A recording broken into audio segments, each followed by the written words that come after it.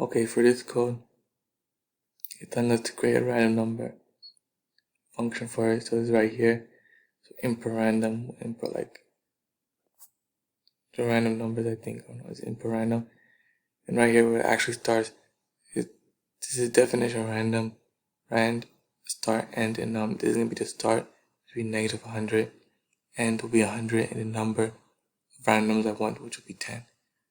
So that is equal this function.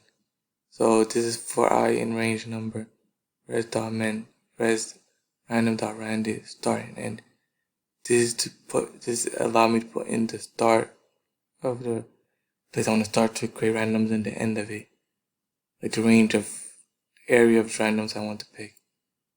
Just return the random numbers. So right here this function will print rand will go back to this function, negative 100 to start, 100 to end, and 10 the range of number.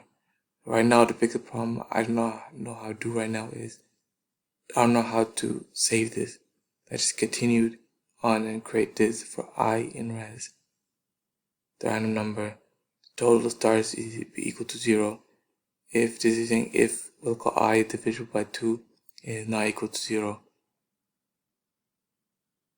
So total plus equal number, so plus 1.